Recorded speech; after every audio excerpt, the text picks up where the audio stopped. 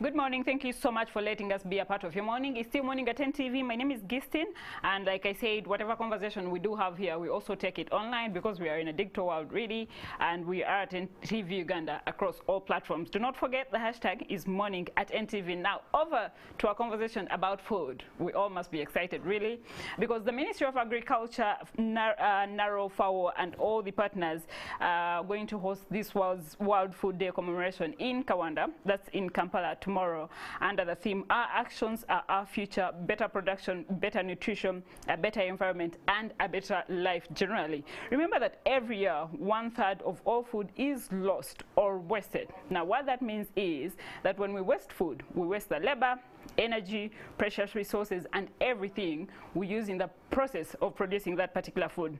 Now, joining me on Zoom to talk about this and so much more is the FAO country representative, and that is Food and Agriculture Organization of the United Nations, none other than ANTONIO QUERIDO. Good morning, Antonio. Glad to have you on the morning show. How are you doing? Good morning. Thank you for having me. I'm delighted always to join you as we prepare to celebrate another World Food Day this year. And thank you for hosting us. We really appreciate, and warm greetings to all your viewers. Now, straight into the conversation, we keep talking about the World Food Day, and you know, for an ordinary Ugandan, what does this mean? Generally, what's the significance of this day? Why should we observe this day or even commemorate it?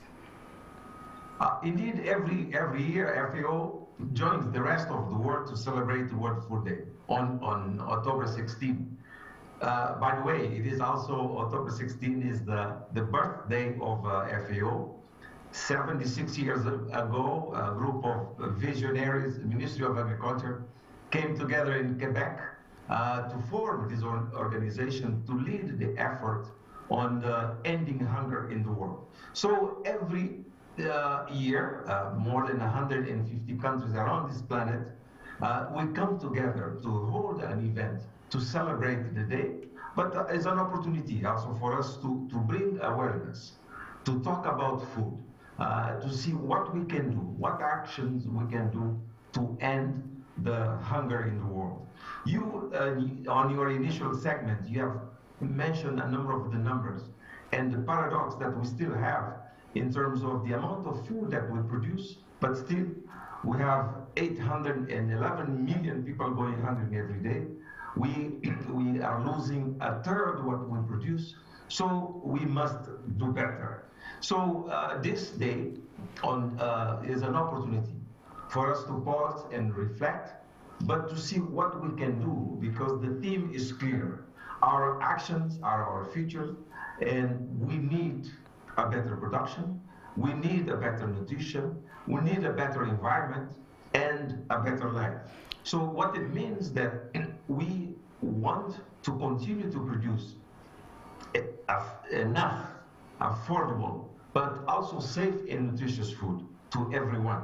Antonio, but at the same time, we need to care for the environment to ensure that we continue to produce more with less resources, but tackling the hunger problem that we have in the world. Antonio, if I can let you in on this one, I know everyone appreciates that we need to produce more food because, I mean, who doesn't know what food does really?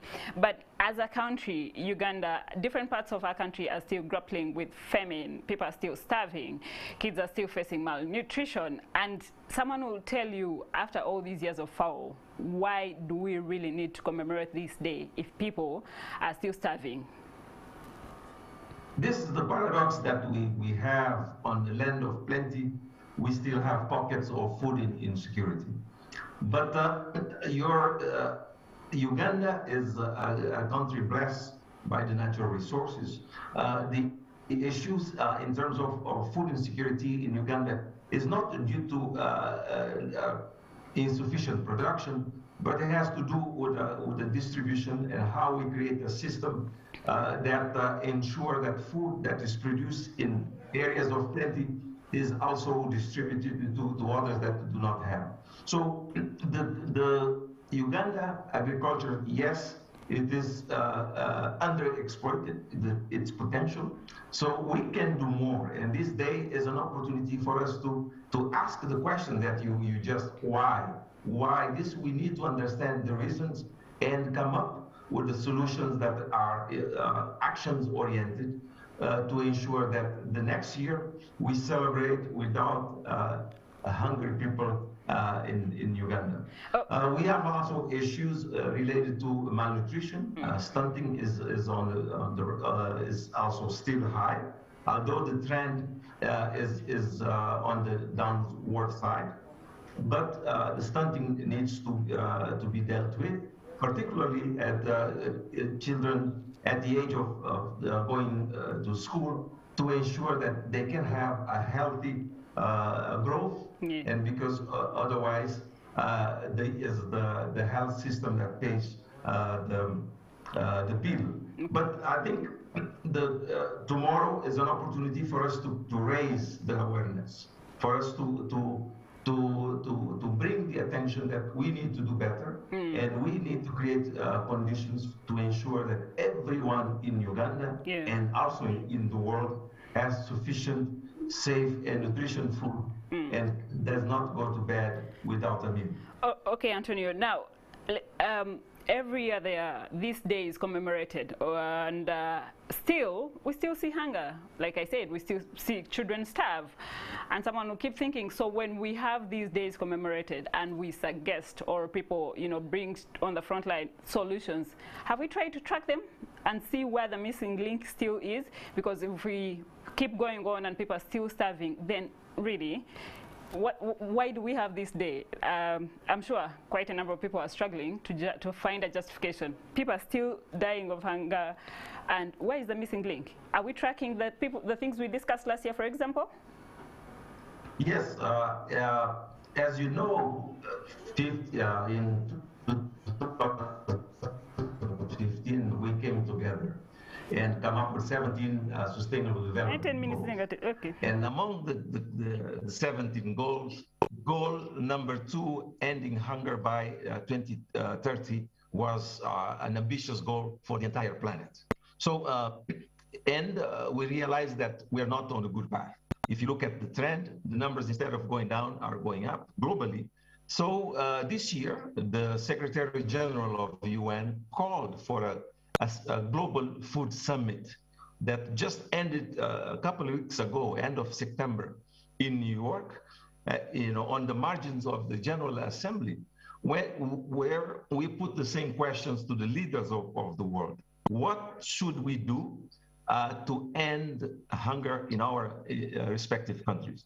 Uganda, we were able to organize a number of national dialogues at the sub-regional, but also involving all the actors within the agri-food system. As you know, the agri-food system involves the journey of the food from the farm all the way to our mouth. So this dialogue was to identify the reasons why we continue to fail to feed everyone, even knowing full well that we have the resource, that the planet is producing sufficient food for everyone.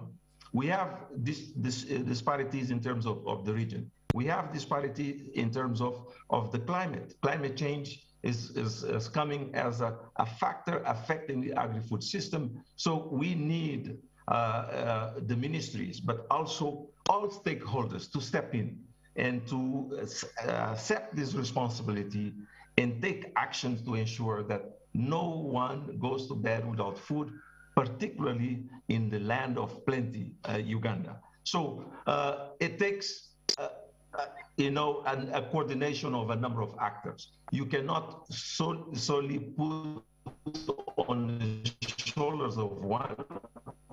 It's all of us within to ensure that we put the resources and address the challenge in terms of food distribution, in terms of food production, but also ways to ensure that we create a social safety net for those that cannot afford the food, that the state can step in to ensure that they have a meal and their kids are also well fed.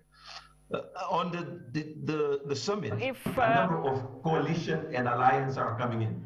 First, is a coalition of zero hunger. How we put the resources to help countries to address the zero hunger.